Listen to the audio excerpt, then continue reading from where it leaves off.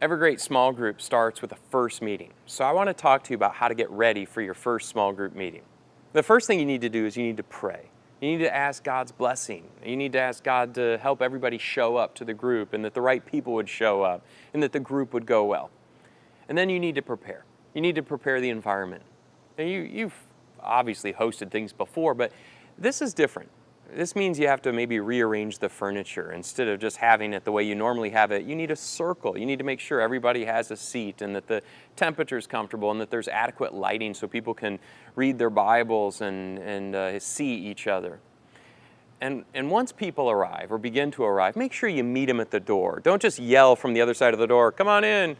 Make sure that you meet them at the door, that you greet them, you say hello, you tell them how glad you are that they are there, and give them a name tag. The first handful of group meetings, it's important to wear name tags. That avoids that whole awkward, "What's their name again?" Because you really don't want to keep asking that. So have name tags.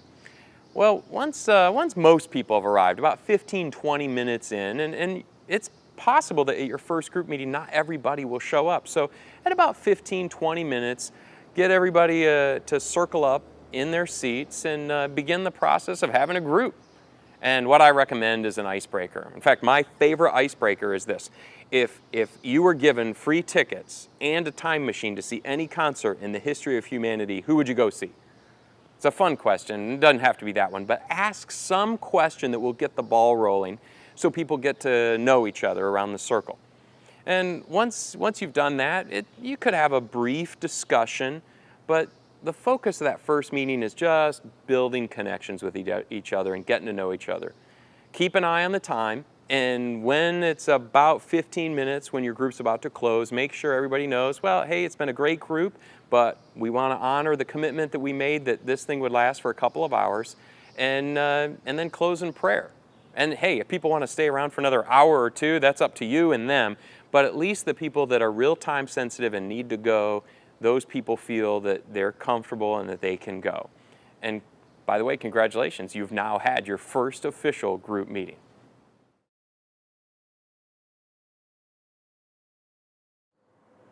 Every small group needs a covenant. You need a formalized set of conversations about what your group is there for and how long it's going to last and all that kind of stuff.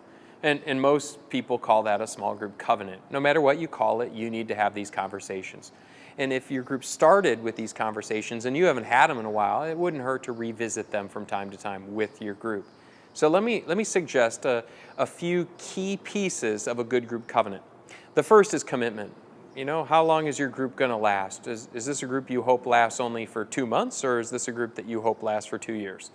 Does your group meet every week or every other week? Does your group meet for an hour and a half or 3 hours or 2 hours? How long is your group going to meet? These are issues about commitment to the group, and you need to have them.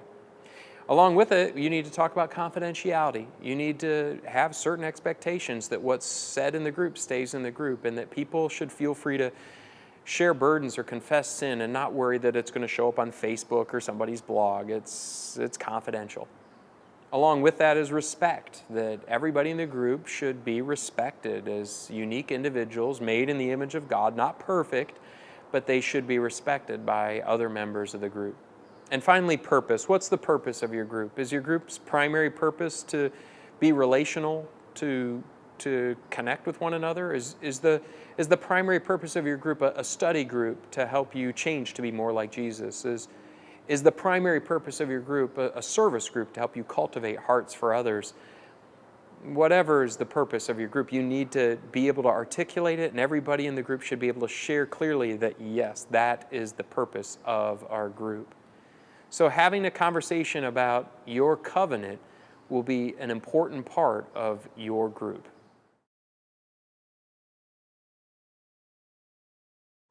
I want to talk to you about some threats to your group, some things that I call group killers that if you don't address, they will take out your group. No matter how healthy and strong and vibrant your group is, you have to be on the lookout for these group killers. The first one is inconsistent attendance. If people are spotty in attendance, it will communicate that the group is not a priority. And this will catch on with everybody else. They will soon learn that, hey, coming to the group is completely optional. And if you don't address the topic of inconsistent attendance, Before you know it, everybody will become inconsistent in their attendance, and then you won't have a group. The second thing to be on the lookout for is awkward personalities. Now, I'm not talking about like the normal awkward personalities, because we're all a little bit odd. In fact, there's an adage, if you can't identify the weird person in your group, it's because it's you. So we're not talking about just weird people. What we're talking about here is the awkward people that mess up the dynamic of a group. For instance, a dominator, someone who jumps into every conversation, that answers every question, that finishes everybody else's sentences. They always are quick with a word, and they talk loud, and they take over the conversation. You got to be on the lookout for that person. Or the opinionator, the person who always has a thought, an opinion, and typically they're a contrarian to go with being opinionators, and typically they're argumentative as well. And so these people have firm opinions that they loudly proclaim, and then they get in the face of other people in the group. And if you don't look out for the dominator or the opinionator, you will not have a group for long.